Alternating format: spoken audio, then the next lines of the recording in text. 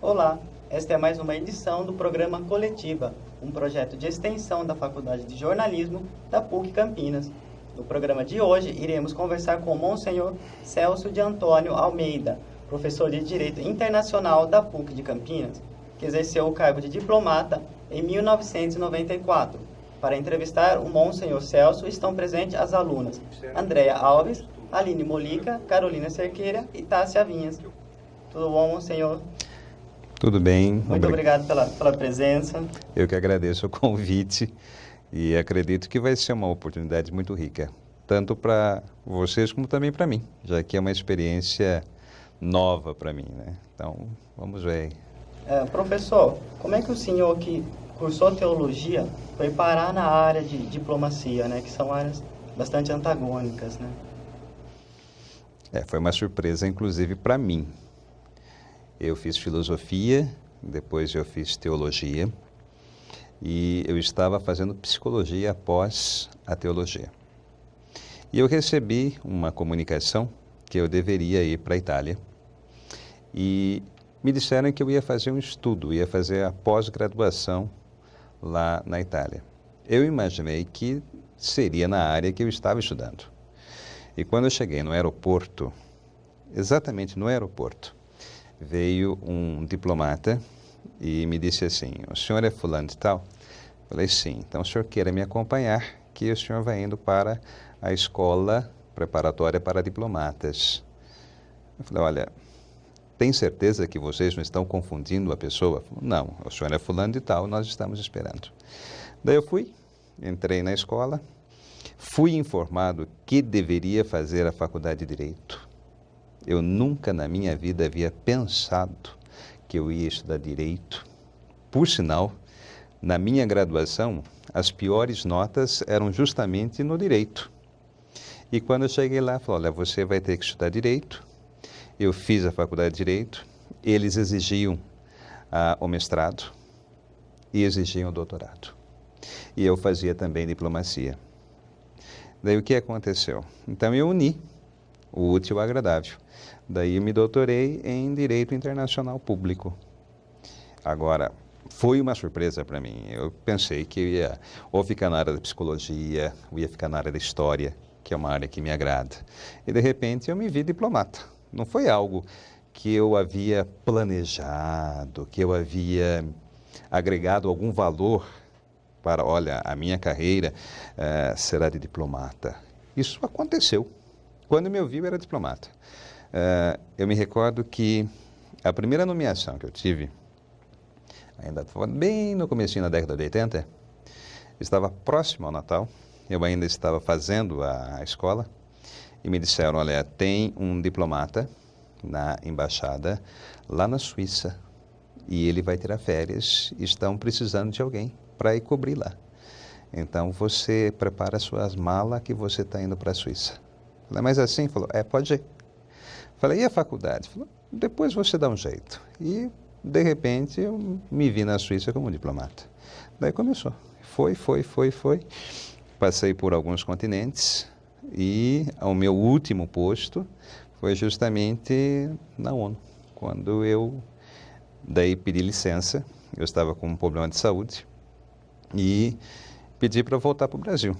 E eles queriam que eu ficasse em Nova York, dizendo, não, em Nova York tem recursos, tem tudo mais, fica aí. Né? Falei, não, mas eu quero voltar para o Brasil. Falei, então nós te damos aí alguns meses para você ficar. Eu fiquei e esses meses estão se multiplicando e todo ano eles mandam uma cartinha dizendo assim, e você não vai voltar? Eu sempre coloco, olha, estou ainda pensando na minha situação. E vai fazer quase 10 anos que eu estou fora hoje. Logo que eu cheguei ao Brasil, a PUC me convidou para umas aulas. Estava começando o curso, no curso de Direito, as aulas de Direito Internacional. E precisavam de um professor.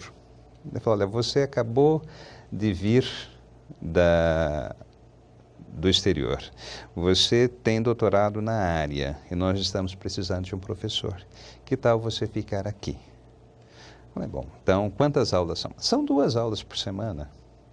Quanto tempo? Até a gente resolver aqui. E praticamente vão indo para 10 anos de universidade. Voltando um pouco à questão da diplomacia, como você vê a questão dos conflitos religiosos na posição de Monsenhor? Logo que eu voltei para o Brasil, o Centro de Estudos Estratégicos da Unicamp me chamou para uma conversa. E eles diziam o seguinte, para nós, os conflitos religiosos vão ganhar muito espaço no século XXI. Na diplomacia, mesmo dentro das Nações Unidas, esse era um assunto que a gente vinha conversando aproximadamente aí uns 10 anos. Havia sim, nós já sabíamos que haveriam esses conflitos, né?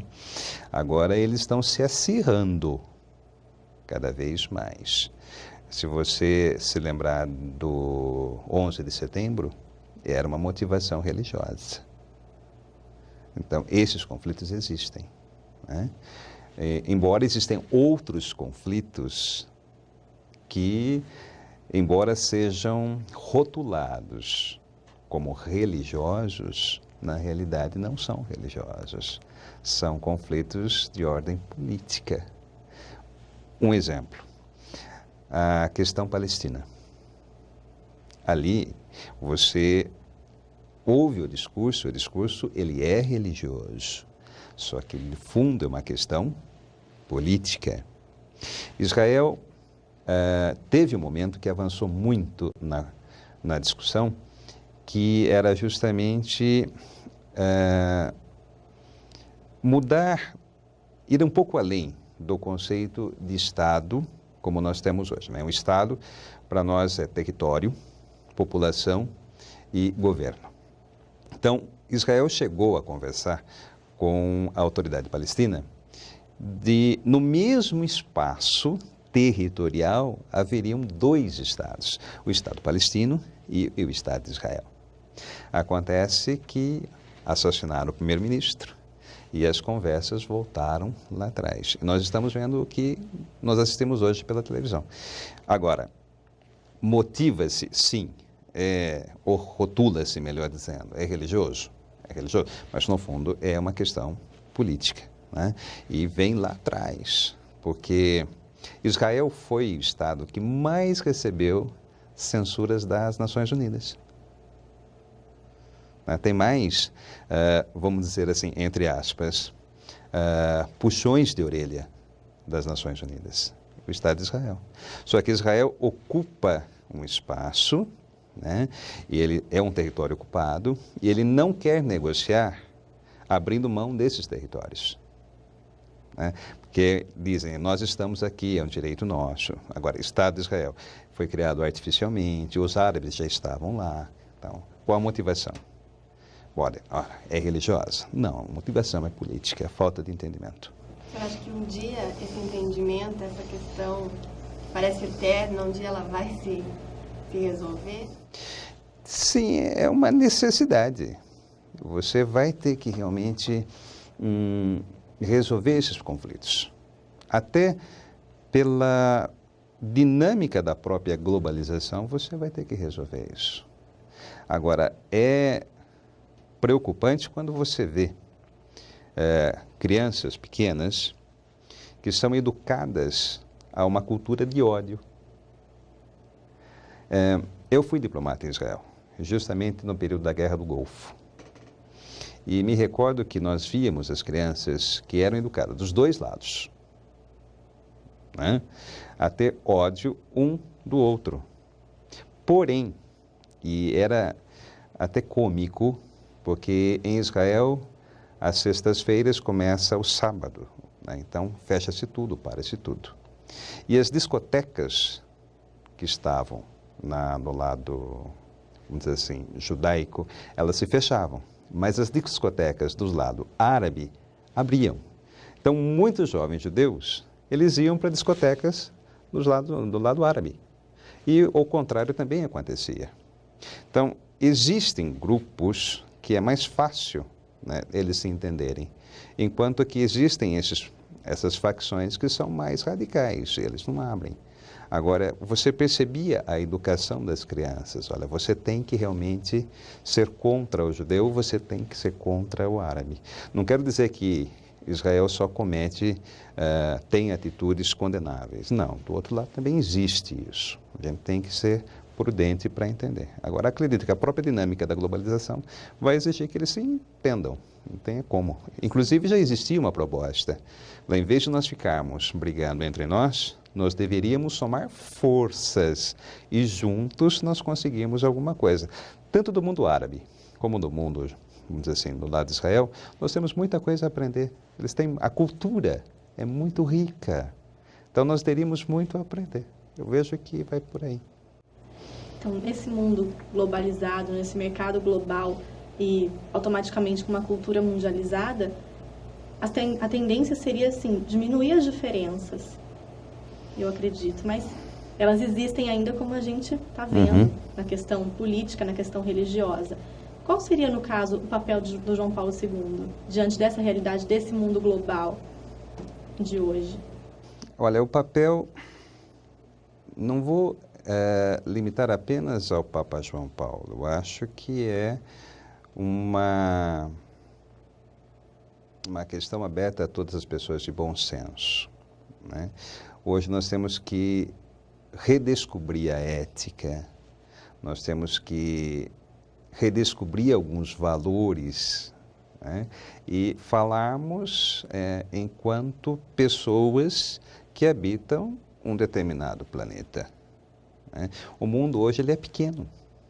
Se nós contemplarmos os avanços tecnológicos que nós temos, eu vou lhe dar um exemplo. Quando eu comecei a fazer o curso técnico, isso faz algum tempo, eu me recordo que comprar uma calculadora era um feito grandíssimo. A minha primeira calculadora, eu a comprei e a paguei em 36 meses. Certo? Porque era um objeto.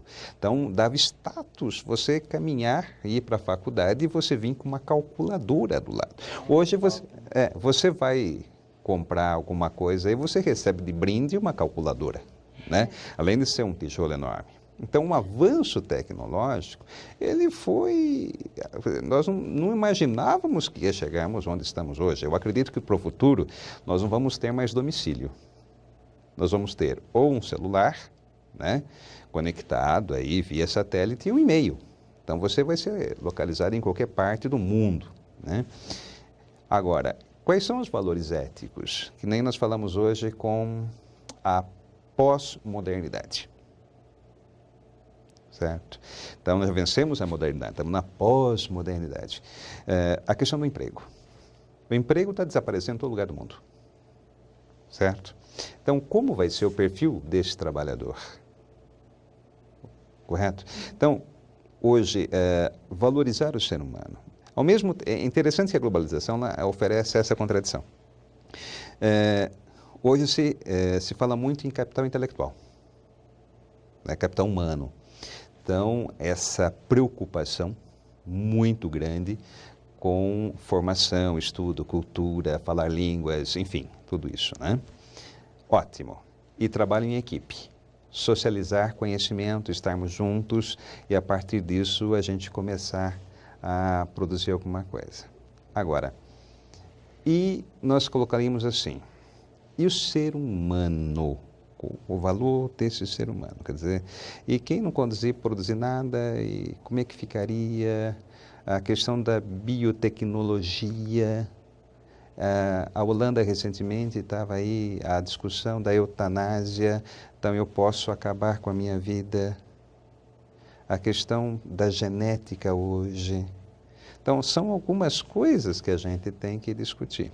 Por um outro lado, a Revolução Francesa tirava, né, os direitos humanos, agora também aprendemos que o planeta tem direitos. Então, a gente hoje fala muito em ecologia, né?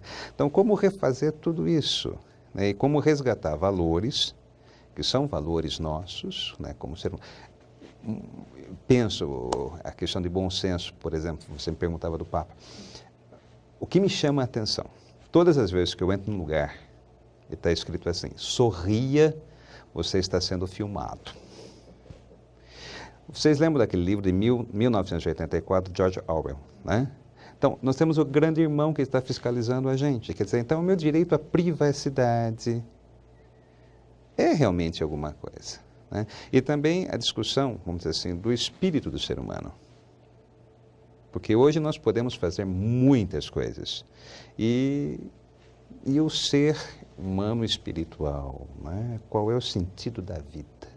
Vou ter que interromper o senhor um pouquinho para o nosso intervalo. Em seguida, voltaremos com o professor Celso, de Direito Internacional da PUC de Campinas, para falarmos sobre diplomacia na nova ordem mundial. Até já!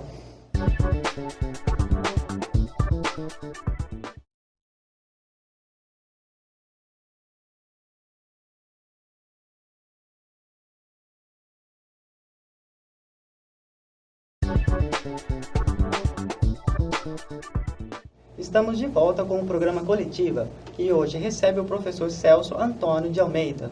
Professor, voltando ao assunto de diplomacia e teologia, a gente tem uma pergunta agora no monitor do professor aqui da PUC de jornalismo, Celso Falaschi. Parece que as instituições como um todo não estão exercendo seus papéis. Por que o Vaticano não teve uma atitude mais decisiva no conflito Estados Unidos e Iraque? Meu colega de magistério, nós trabalhamos juntos em algumas unidades. Ele faz a pergunta sobre a atuação da diplomacia. A diplomacia tem um lado que aparece e tem um lado que não aparece.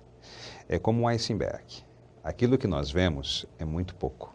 Aquilo que está embaixo é muito. Primeiramente, a Santa Sé, o próprio Papa João Paulo II fez discursos muito duros contra a guerra.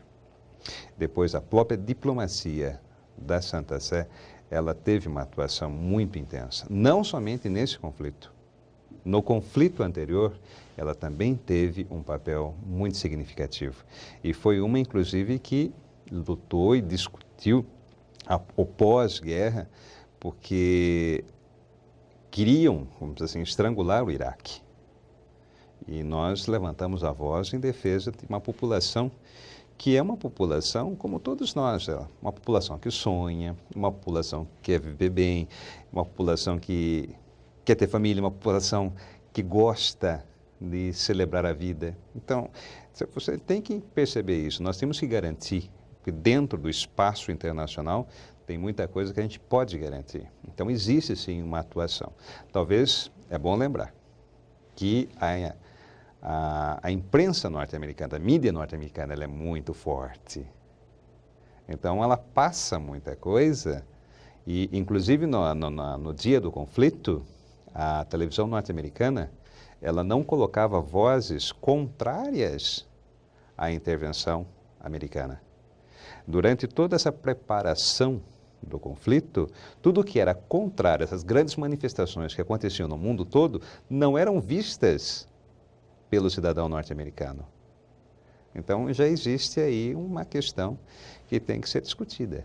Então, não diria que a Santa Sé não agiu. Acredito que ela agiu sim e continua agindo até hoje. Inclusive que ela não retirou o seu embaixador do Iraque. Continua lá. E como que é possível falar em direito internacional diante desse panorama atual da globalização? A sua pergunta realmente ela é muito pertinente. Que veja bem, nós tínhamos um referencial que era chamado de Nações Unidas. Era uma organização internacional e como organização internacional é sempre um espaço permanente de debates. O que aconteceu? Quando os Estados Unidos decide unilateralmente uma intervenção no Iraque, faz um discurso dizendo que existiam bombas que depois ninguém encontrou. tinha isso, fez aquilo e ninguém conseguiu provar nada. E age contra o próprio Conselho de Segurança. Então, nós começamos a discutir qual é o papel das Nações Unidas hoje. E parece que há um consenso internacional, que nós temos que repensar esse espaço que é a Organização das Nações Unidas. Então, ela tem que voltar a ser realmente esse espaço. Ela tem que ser um local de debates, para que justamente se evite esses conflitos. A Carta das Nações Unidas, o Tratado Constitutivo das Nações Unidas, ele começa dizendo assim: nós que já passamos por 2 guerras, né, e conhecemos tanto o sofrimento do ser humano, hoje decidimos criar esse espaço de debates para que evitar justamente que as pessoas, que as populações, que os povos conheçam realmente o novo sofrimento. Então, agora um país que, sem dúvida, hoje é o país mais poderoso do mundo, resolve adotar um papel, né, assumir um papel de polícia, dizendo: olha, eu tenho a verdade do meu lado, eu sei o que é bom para o mundo. Então a gente começa a discutir. O próprio secretário-geral das Nações Unidas já fez esse discurso: olha, nós temos que repensar um pouco o papel das Nações Unidas. Se você me colocasse assim, olha, hoje existem 2 organizações internacionais que são, a toda hora estão na mídia: as Nações Unidas e a Organização Mundial do Comércio. Né?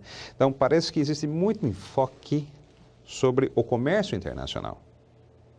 Essa última reunião agora de Cancún aparecia na mídia toda hora. Agora, nós também temos um outro lado, que é esse grande espaço, que é das Nações Unidas. E a gente tem que aprender a debater. E, voltando um pouco, com a internet, né? Hoje nós conseguimos entrar em contato com o mundo todo. Então, as notícias hoje estão praticamente...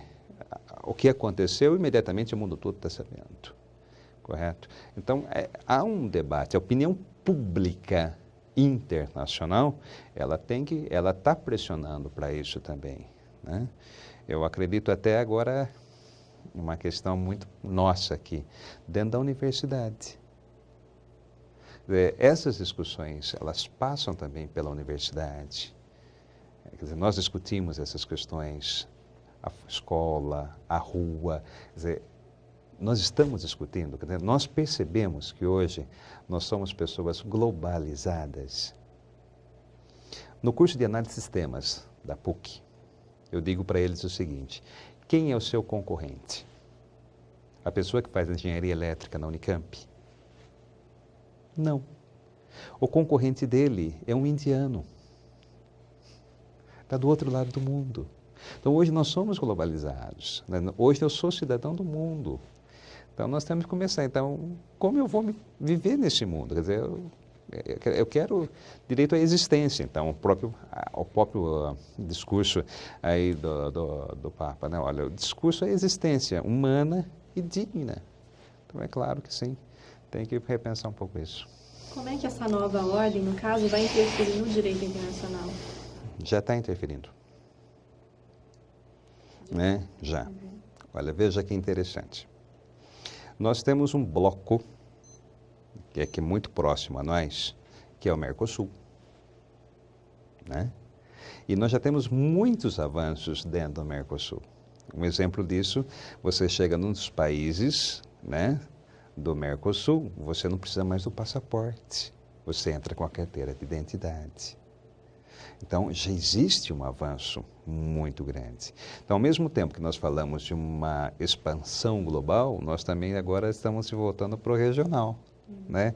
É um efeito sanfona que nós falamos, né? Então, já está influindo.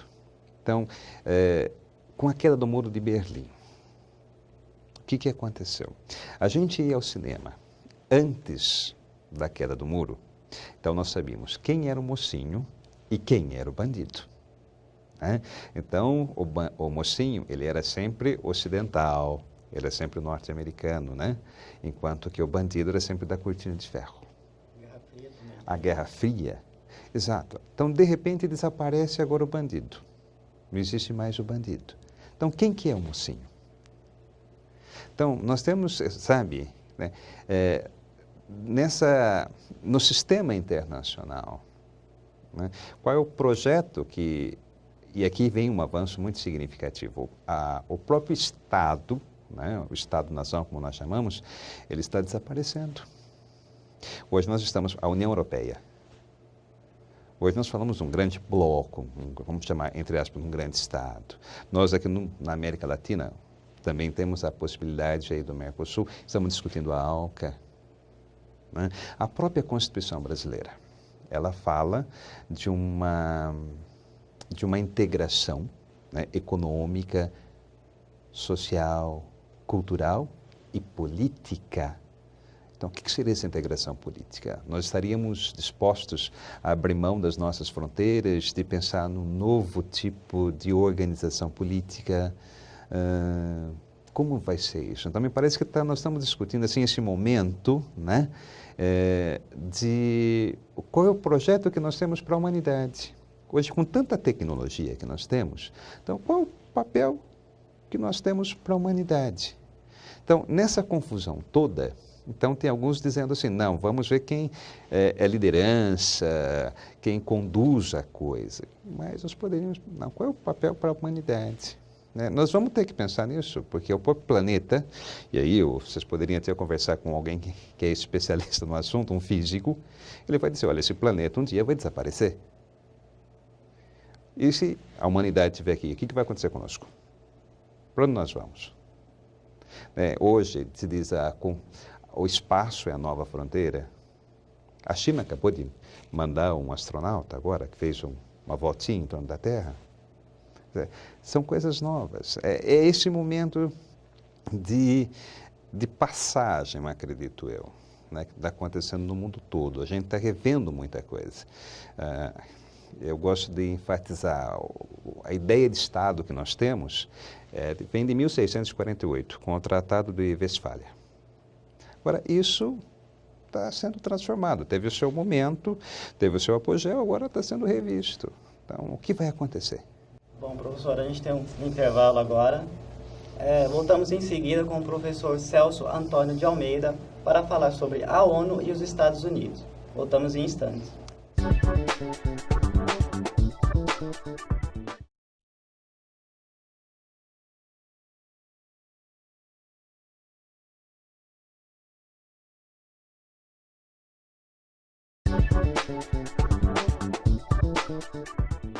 Voltamos com o Coletiva e hoje conversando com o professor Celso de Antônio Almeida. Nesse terceiro bloco, vamos falar sobre o papel da ONU hoje.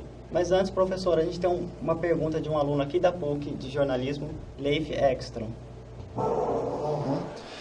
Considerando a questão política, o momento político que nós vivemos no Brasil, eu queria saber o seguinte: qual é a relação possível que possa existir entre o Brasil e o Fundo Monetário Internacional?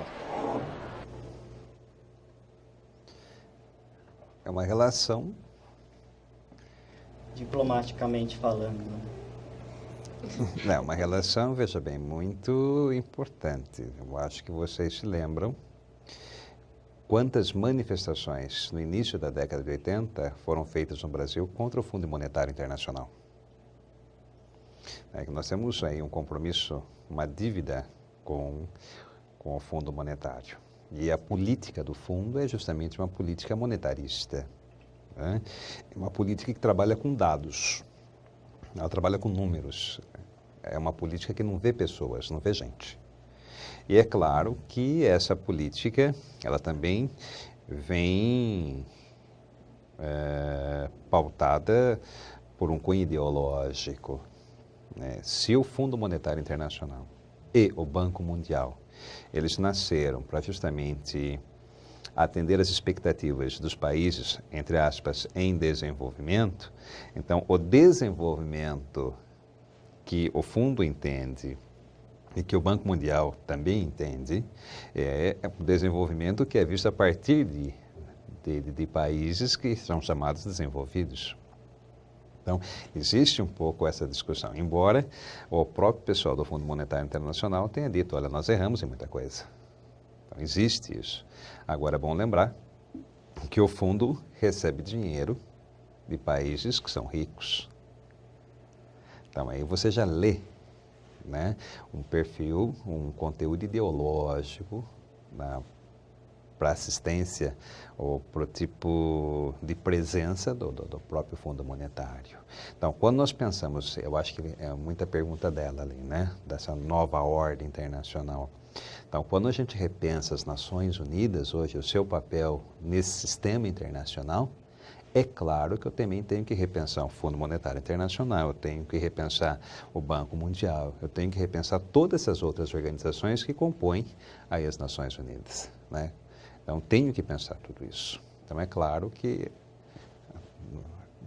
pensando a ONU, a gente vai repensar também essas organizações. E qual que é o papel das organizações da Organização das Nações Unidas, da ONU, hoje? E até que ponto é viável manter a ONU se existe um país como os Estados Unidos, como o senhor mesmo já falou, que se julga o chefe do mundo e ele controla o contexto político, econômico e militar dos demais? Qual que é a função? Olha, eu acho que é importante nós lutarmos pelos nossos avanços e continuarmos avançando mais, né? Então, veja que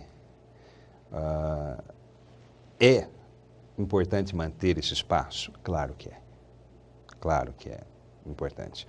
Aqui existe até uma reflexão, porque nós falamos Organização das Nações Unidas. A palavra nação para nós é diferente da palavra Estado. Enquanto que você contempla dentro dessa organização internacional os Estados. Agora, a nação é um conjunto, é um conceito muito mais amplo do que Estado. Então, a gente tem sim que defender isso. Nós vamos ter que rever a posição.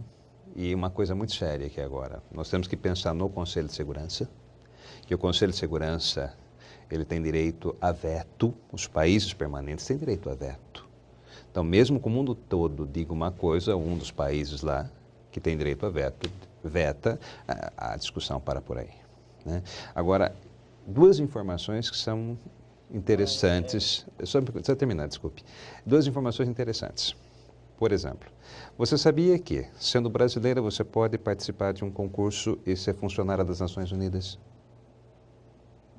Não.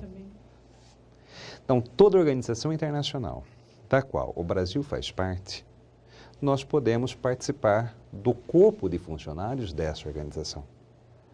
Inclusive, nós temos, dentro das Nações Unidas, um número muito grande de brasileiros que estão trabalhando. Nós vimos o Sérgio agora, que morreu tragicamente. Ele era funcionário das Nações Unidas. Então, nós temos muita gente que faz o concurso e vai trabalhar. Recentemente, a Corte Internacional de Haia tinha um concurso aberto para quem quisesse. Nós podemos candidatar. Qualquer pessoa tem lá os requisitos, porque nós fazemos parte. Então, é um dado que ajuda a entender que é uma possibilidade. Nós temos que discutir isso também, né? Então, veja, ela está muito mais próxima a nós do que nós imaginamos. Segundo, por duas vezes, nas Nações Unidas, já houve uma discussão sobre adotar o Esperanto como língua auxiliar universal, inclusive a proposta da língua. Por duas vezes, os Estados Unidos vetaram. Tá? Por duas vezes. Então, quer dizer, existem avanços, a gente tem que colocar isso realmente e começar a discutir. Agora, se entendemos as Nações Unidas como algo tão longe de nós, então dá a impressão que tem a ver comigo diretamente, né? Mas tem muito a ver. Quer dizer, nós fazemos parte. A globalização trouxe uma coisa nova. Pela primeira vez, o conceito humanidade deixou de ser ideológico para ser de fato. Hoje, com essa facilidade que nós temos de comunicação, o ser humano hoje, a gente consegue entrar em contato com o ser humano. Hoje ele está presente, não é mais um conceito ideológico, um conceito que nós trabalhamos. A própria sociologia está dizendo isso. Então, quer dizer, essa relação, a questão da internet. Nós pegamos adolescentes hoje que estão aqui batendo papo com gente no mundo inteiro. né? Então, tem essa proximidade. Então, eu acho que nós devemos perder um pouco essa timidez e começarmos também a discutir essas coisas que são importantes. O senhor falou sobre o poder de veto, né? Sim. Mas em relação à invasão dos Estados Unidos no Iraque, esse poder de veto não funcionou, né? Porque muitos países europeus foram contra a invasão, a própria ONU Sim. foi contra, mas mesmo assim os Estados Unidos invadiram o Iraque. Foi uma ocupação. Uma ocupação. Saiu, eles ocuparam, só que depois eles... me parecia assim, olha, linguagem muito, diria, até superficial, né, para entendermos. Você quer viajar, quer ir para o Rio de Janeiro, você se preocupa com a passagem de ida e quando chega lá você se preocupa, e aonde eu vou ficar? E como é que eu vou voltar? Então, vamos. E depois? O Congresso norte-americano acabou de aprovar aí uma cota bilionária de ajuda, porque eles estão desesperados. Agora, o que nós vamos fazer aqui? 87 bilhões de dólares. Então, o que nós vamos fazer? E agora? Agora nós precisamos da ONU que venha nos ajudar aqui. Por que não houve o veto? Se houvesse o veto, veja bem, como funciona lá. Os Estados Unidos seria declarado um país agressor. Sendo um país agressor, o próprio regimento das Nações Unidas diz que as Nações Unidas podem se mobilizar para conter esse invasor. Então, nós seríamos obrigados a ficar do lado do Iraque e mobilizarmos contra os Estados Unidos. Quer dizer, isso era impensável, não temos condições de mexer. Para você ter uma ideia, se somasse hoje todas as potências militares do mundo todo e fizemos uma frente contra os Estados Unidos, a gente não consegue. Quer dizer, seria a Terceira Guerra Mundial. Não conseguimos. E o senhor acredita que, nesse caso, por exemplo, então, precisaria de uma reforma nas políticas da ONU? A própria estrutura das Nações Unidas tem que ser revista. Como seria essa? Bom, para começar pelo Conselho de Segurança. Tem que ser revisto isso. O Brasil está pleiteando uma cadeira permanente, inclusive para ter o direito a veto. Nós temos que rever um pouco isso. Será que o Conselho de Segurança tem que ter o papel que ele tem hoje? A Assembleia Geral, ela tem esse papel? Como deve ser esse papel dela? Uma questão. Os estados que compõem as Nações Unidas, quando eles assumem, eles aceitam fazer parte dessa organização, eles aceitam a Carta de Princípios. Então, é uma conduta internacional. Então, é previsível, pelo menos deveria ser previsível, a conduta desse Estado internacionalmente. Olha, eu aceitei fazer parte das Nações Unidas, então tem aqui uma Carta de Princípios, o Tratado Internacional. Então, eu vou me comportar desta maneira dentro do sistema internacional. Então, teoricamente, então, ninguém vai fazer guerra contra ninguém. De repente, você vê um escândalo num país falando, não, eu vou. E me parece que agora a reação interna nos Estados Unidos é muito significativa. Então, essa discussão toda da popularidade do presidente Bush, quem está se despontando, quem pode ser candidato, quem não é. Quer dizer, a própria eleição do presidente Bush já foi tumultuada, não sei se vocês lembram. Ganhou, não ganhou, faz recontagem, não faz recontagem. Então, a gente também precisa tomar um pouquinho de cuidado. Não identificar os Estados Unidos com o presidente dos Estados Unidos. São duas coisas bem diferentes. Então, vamos ver o que vai acontecer aí, né? Tá certo, professor. O programa chega ao fim. Gostaria de agradecer a presença do senhor aqui. Nossa participação no programa hoje, tivemos a presença do professor de Direito Internacional da PUC de Campinas, Celso Antônio de Almeida. O Coletiva é um projeto de extensão da Faculdade de Jornalismo da PUC de Campinas. Até mais, obrigado.